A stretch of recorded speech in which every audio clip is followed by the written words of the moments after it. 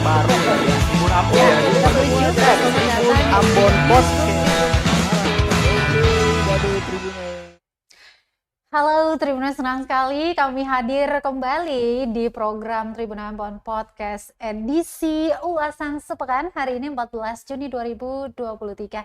Ajeng Hatalea ditemenin sama host kami Stefani Manuhutu. Baik, kali ini seperti biasa di Tribun Ambon Podcast ya, tab redaksi kita akan mengulas berita-berita yang sudah kami Rangkum. Yes, selama sepekan tentunya untuk Tribuners yang in case mungkin kalian melewatkan ya atau mungkin yang tidak sempat baca berita selama sepekan ini. Nah, ini ada berita-berita pilihan yang akan kami hadirkan bersama saya dan juga Stefani di hari ini.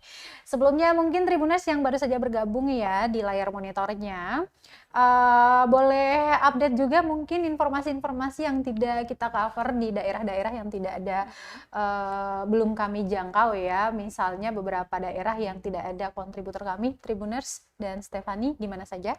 Ada di kontributor kami hanya ada di SBB, Maluku Tengah, dan juga satu lagi ada di Buru. Yes, jadi selain daripada 3 kabupaten itu dan Kota Ambon juga kalian bisa berkirim di inbox ya, Messenger ataupun di mana? Beberapa akun sosial media kami ada di Facebook, Instagram, dan lain sebagainya. Boleh sekali berbagi informasi ke sana dan akan di follow up oleh admin sosmed kami dan diteruskan ke reporter-reporter kami untuk berbagi informasi terkait yang disampaikan oleh Tribuners semua. Baik, kita akan mulai informasi kali ini. Ulasannya ada berita apa saja? Yang pertama, kita punya berita kasus narkoba nih rekan Ajeng. Belakangan banyak sekali ya di Maluku, khususnya di Kota Ambon, terkait kasus narkoba ini. Dan kali ini kita punya berita terkait kasus narkoba di mana ada seorang pemuda berusia 27 tahun yang ditangkap di Pelabuhan Yosudarso Ambon yang ditemukan narkotika jenis ganja sebesar 63,12 gram saat akan melakukan perjalanan dari Papua menggunakan kapal Dobon Solo. Kemarin pada 1 Juni pelaku akhirnya diamankan oleh aparat Direktorat Reserse Narkoba Polda Maluku dan kemudian sekarang sudah ditetapkan sebagai tersangka rekan Ajeng dan sudah diamankan di rumah tahanan di Tres Narkoba Polda Maluku. Baik, dan memang kasus penyalahgunaan narkotika atau narkoba dengan berbagai jenis misalkan sabu ini banyak sekali ya ditemukan dan kebanyakan pelaku penyalahgunaannya itu anak-anak muda, milenial begitu ya, usia di 20-an ya, juga ada Gen Z. Jadi memang ini sudah diimbau agar para generasi ini menjauhkan diri dari narkotika agar tidak terjerat pasal-pasal penyalahgunaan narkotika karena sudah banyak sekali rekan Stefani kasus-kasus yang telah disidangkan dan banyak yang sudah dipenjarakan. Jangan mau jadi salah satu diantaranya mau tuh pemakai ataupun pengedar ya, biar generasi kita itu sehat, cerdas dan masa depannya itu cerah gitu. Sekali. Secara ya narkoba ini sangat berdampak terhadap kesehatan fisik dan mental. Betul. Kan? Dan masa depan sudah pasti buram gitu. Benar sekali. Ya, penting kalau sekali buat anak muda sekarang ya untuk lebih selektif dalam pergaulan tentu saja. Ini juga penting sekali. Baik. Oke, selanjutnya Tribuners, kita punya kasus yang belakangan juga ramai sekali ya, lagi-lagi kasus ruda paksa ini memang kerap terjadi ya, terutama untuk anak di bawah umur dan perempuan rata-rata. Meskipun memang pemerintah DPR Republik Indonesia kemarin sudah mengesahkan Undang-Undang TPKS ya, tindak pidana kekerasan seksual. Kasus-kasus ini kembali bermunculan, namun saya pikir bahwa seperti yang telah disebutkan banyak oleh para aktivis perempuan dan anak, bahwa kasus kekerasan seksual ini sebenarnya seperti gunung es yang kapan saja dia bisa meletus gitu. Nah, ini kita juga harus memberikan kekuatan ya untuk para korban yang akhirnya bisa speak up gitu. Seperti kasus yang satu ini, di mana korbannya adalah anak ya di bawah umur. Yes. Kala itu ketika mengalami kasus kekerasan seksual itu dia masih berusia 14 tahun. Ya. Betul. Dan yang menjadi terduga pelakunya adalah orang-orang yang ada di sekeliling dia. Bahkan pelakunya ada siapa aja? Pelakunya itu ada sekitar 6 tersangka yang Betul. sudah ditetapkan sebagai tersangka. Ada Yang dilaporkan dan Iya. yang sudah ditetapkan menjadi tersangka itu Tersangka. ada beberapa di antaranya. Iya, Ada ada siapa? 3 oknum TNI. Yang pertama ada Prada Y dan juga Prada AH, dan salah satunya itu ada Serda S yang ternyata adalah ayah biologis dari korban, Ya. kan Ajeng. Ini sangat disayangkan ya, Iya, karena memang kasus kekerasan seksual kalau kita lihat dari kasus-kasus sebelumnya yang sudah ditangani, yang dilaporkan, itu memang terjadi di lingkungan keluarga itu, baik om, paman, kakek bahkan, ataupun kali ini kita punya salah satu korban dari ayah kandungnya sendiri. Nah, betul sekali, karena yang terlapor merupakan anggota TNI dan kasus ini dalam penyelidikan internal TNI itu sendiri, dan kita akan tunggu ya seperti apa update-nya. Namun warga sipil yang adalah paman korban ini sudah dilaporkan di Polsek Baguala dan sementara sudah ditetapkan sebagai tersangka juga. Sudah ditetapkan sebagai tersangka. Semoga dengan adanya undang-undang TPKS itu bisa menguatkan lagi keluarga dan juga korban untuk melaporkan, karena kalau kita mau melihat berkaca dari kasus ini juga sudah terjadi sejak tahun 2021 ya, bahkan sebelum undang-undang TPKS itu diberlakukan atau disahkan. Jadi ini karena di dalam aturan itu juga disebutkan bahwa tidak ada kasus kekerasan yang diselesaikan secara kekeluargaan lagi gitu loh, harus diselesaikan secara hukum agar bisa mendapatkan ganjarannya. Baik, dari kasus kekerasan seksual ruda paksa, kita ke kasus yang lagi viral. Coba diceritain dulu tuh yang lagi rame. Oke, jadi ini ada seorang oknum preman di Pasar Mardika yang kembali berulah pada Senin 12 Juni 2023 yang lalu. Preman tersebut menagih uang retribusi kepada para pedagang di depan Hotel Wijaya hingga 20.000. Tadinya cuma 10.000, kemudian meningkat menjadi 20.000 rekan Ajeng. Dan dalam video yang viral dan direkam, para pedagang juga menunjukkan para meja para pedagang bahkan dipindahkan lantaran para pedagang ini enggan membayar kepada juru parkir ini. Oke. Menagihnya berlebihan. Oke. Nah, ternyata nih rekan Stefani setelah Diulik. iya, betul sekali, dari pemerintah kota mengatakan bahwa memang lahan yang dipakai oleh para pedagang ini adalah lahan parkir, dan yang menagih dalam video itu adalah seorang juru parkir. Kenapa dia menaikkan harga yang tadinya 10.000 menjadi 20.000? Karena mereka merasa bahwa ini lahan parkir, income yang masuk ke mereka yang mana mereka juga harus setor ke pemerintah kota itu juga sedikit begitu. Jadi mereka menaikkan harganya. Namun ya sebagai pedagang ya mereka menolak karena memang tidak bisa menyanggupi 20.000 per hari tadi. Terjadilah cekcok dalam video tersebut. Jadi intinya dua-duanya salah nih ya.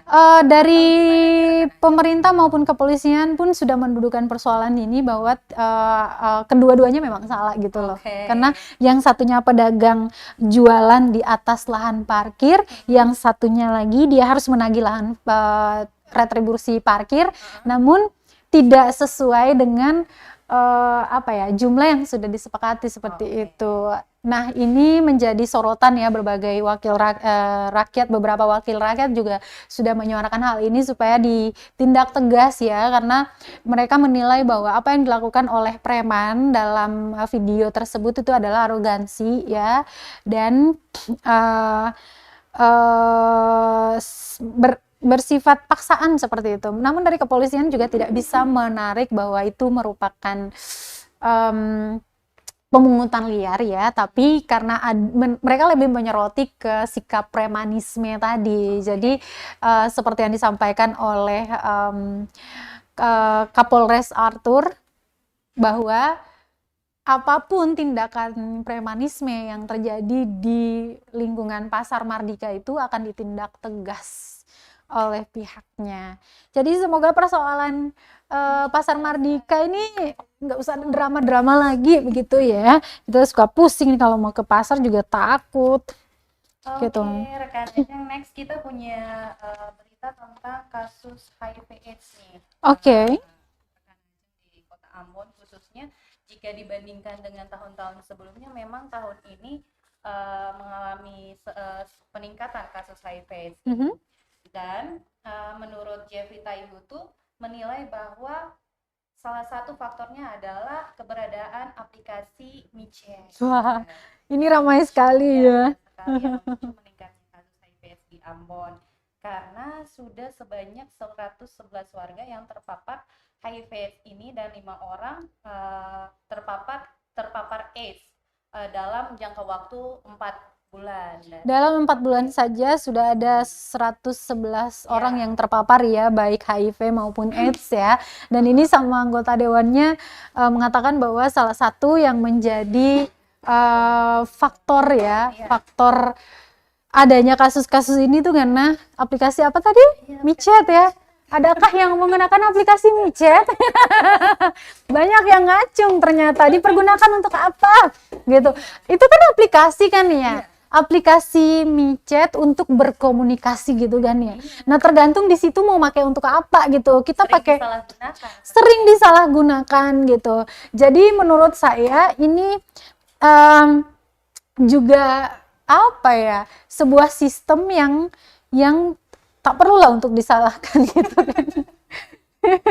Iya, betul sekali. Itulah sebuah sistem yang mana ntar CEO-nya micet malah bengong gitu, aplikasi yang diluncurkan kok disalahin karena adanya peningkatan kasus HIV/AIDS gitu loh. Sementara tujuan membuat aplikasi itu sudah jelas ya, fitur-fiturnya juga untuk berkomunikasi. Hanya saja mungkin yang dimaksudkan adalah salah penggunaannya gitu loh. Nah, kita juga tidak bisa mengukur bahwa micet ini dia yang menyebabkan atau menyumbang beberapa kasus di antara 111 kasus selama kurun waktu 4 bulan tadi. Tapi mungkin dari anggota dewan kami juga sudah melakukan penilaian atau penelitian kecil-kecilan terkait dengan penggunaan aplikasi ini, makanya keluarlah statement tadi bahwa aplikasi ini memicu peningkatan kasus HIV/AIDS di Ambon. Nah, bagaimana terserah Anda mau menggunakan aplikasi ini untuk hal yang positif kah atau hal yang negatif kah ya? Mungkin ada ibu-ibu di luar sana yang pengusaha, pelaku UMKM yang jualan gorengan di sana, mungkin ya kita nggak tahu ya. Setelah ini kita akan inspeksi di dalam kantor siapa saja yang menggunakan aplikasi micet dan seperti apa kegunaannya. Oke? Bagaimana kalau kita beralih aja dari kasus micet ini?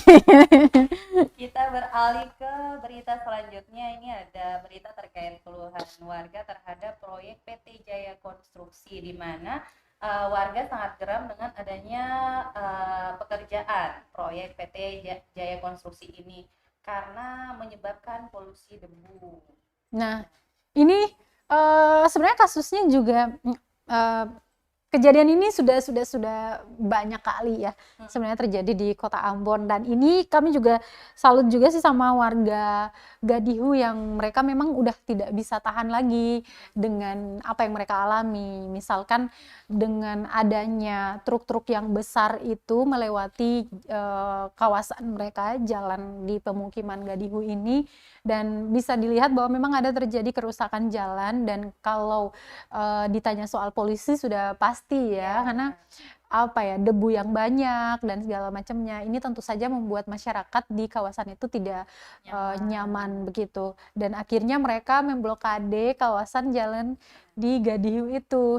Itu juga terpampang loh, ada semacam Spanduk. banner gitu ya, banner yang ukurannya segini doang, dan mereka pasang di situ. Jadi mobil yang ukurannya besar itu memang dia nggak bisa masuk di jalan situ.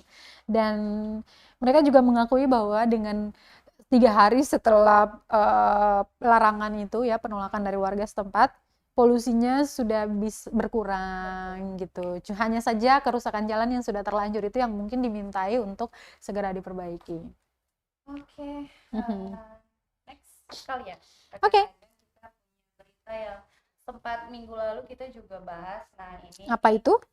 terkait dengan BPJS ya. Kan kemarin kita bahas-bahas juga melipir-melipir ke BPJS. Mhm, mhm. Nah, ini Ketua Umum Dewan Pengurus Pusat Persatuan Perawat Indonesia mengingatkan untuk seluruh perawat Indonesia, termasuk Maluku salah satunya, untuk tak tebang pilih dalam memberikan pelayanan kepada pasien umum maupun BPJS. Lalu gimana tuh dengan kasus saya, misalnya pernah saya kena duri babi ya, bahasa ilmiahnya apa sih? Nah, karena kebetulan saya baru pindah di kawasan itu dan tidak bisa terlalu jauh vaskes tingkat 2 saya, jadinya saya memilih yang paling dekat vaskesnya. Tapi nyampe sana ketika ditanya mau masuk pakai apa, BPJS-nya di mana, vaskesnya agak jauh gitu. Ya udah langsung diarahkan ke umum gitu loh, tanpa menanyakan bahwa saya siap atau tidak dengan jalur umum kayak gitu, dan tagihannya lumayan. Lumayan. Oke, namun kalau di rumah sakit komersil ya di Kota Ambon ini, perlakuannya udah tidak memandang apakah ini pasien umum atau pasien BPJS, tapi perlakuannya sama kok, sudah sangat baik sekali. Bahkan banyak pengguna BPJS juga sangat bersyukur dengan adanya BPJS ya, karena ya bisa mendapatkan pelayanan yang sama di rumah sakit tertentu secara gratis tentunya.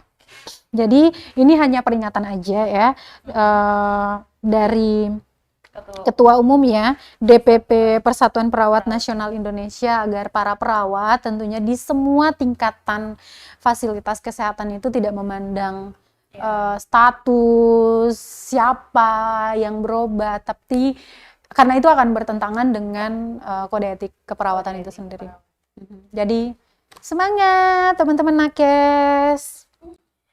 Oke, belakangan ini hujan terus ya. Oh, jemuran kita ndak kering-kering. Males ke kantor. Betul, bawahnya pengen tidur, kan? Tapi jangan, ntar digaji buta lagi. Oke. Dan ini kita punya berita terkait dengan cuaca ekstrim di Kota Ambon yang menyebabkan salah satu pesawat Sam Air yang batal take off dari Bandara Internasional Patimura. Dan hal itu dikarenakan oleh tentu saja cuaca ekstrim yang melanda sejumlah daerah Maluku saat ini. Betul. Bahkan dari ASDP juga sempat mengeluarkan larangan berlayar ya ke beberapa wilayah karena cuaca ekstrim tadi.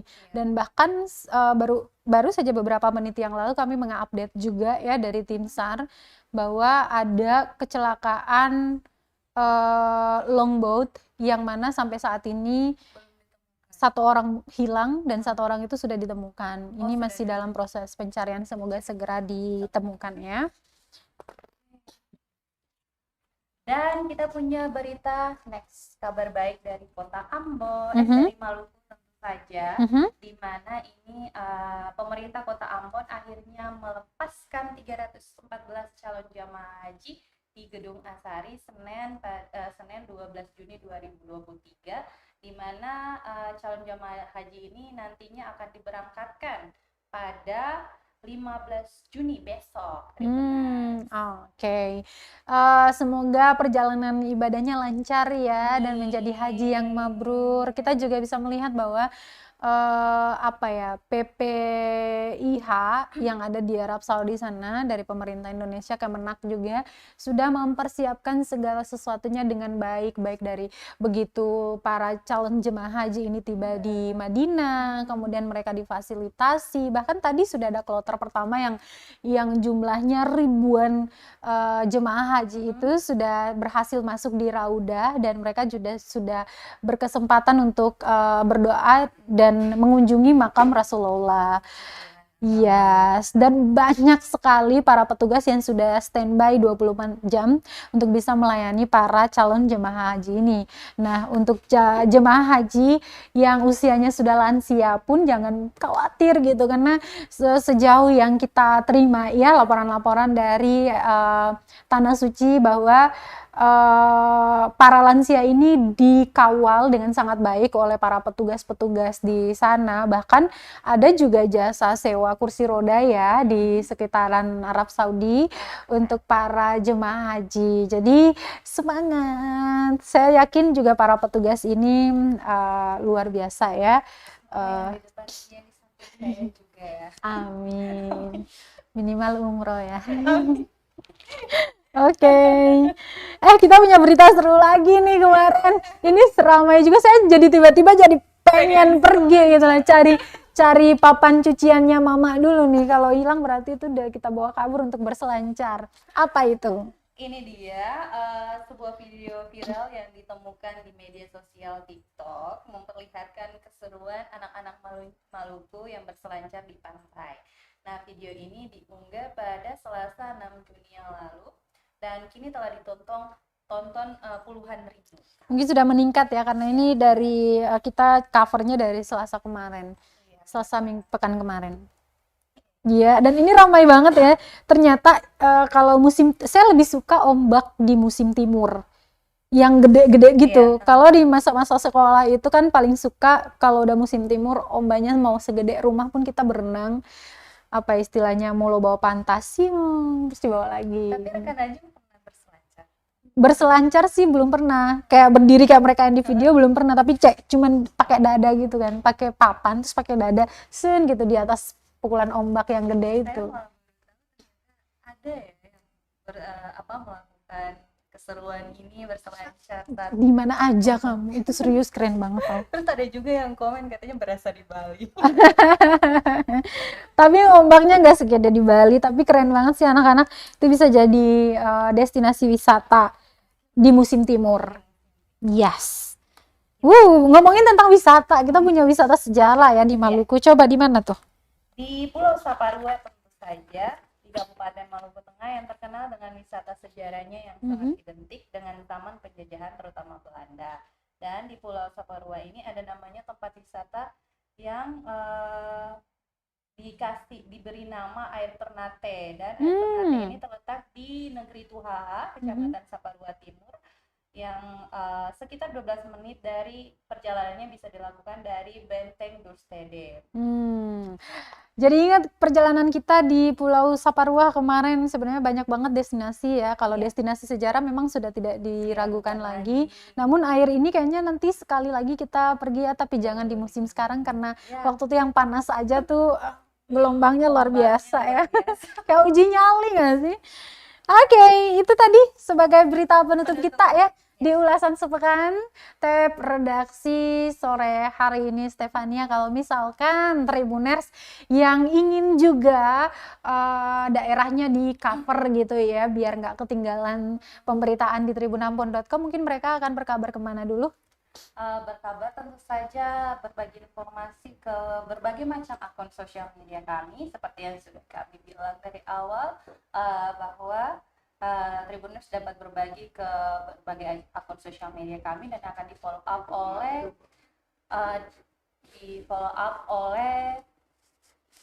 para reporternya. Para reporter kami. Baik. Oke, dan demikian ya informasi berita yang kami ulas pada tab sepekan, ulasan sepekan edisi 14 Juni 2023 sore hari ini. Terus pantau portal kami di www.tribunambon.com dan juga follow akun Instagram, Facebook kami, dan kanal YouTube di Tribun Ambon. Oke, akhir kata saya Ajeng Hatalea dan saya Stefani Manuhutu. Kita jumpa di tab pekan depan dan amato.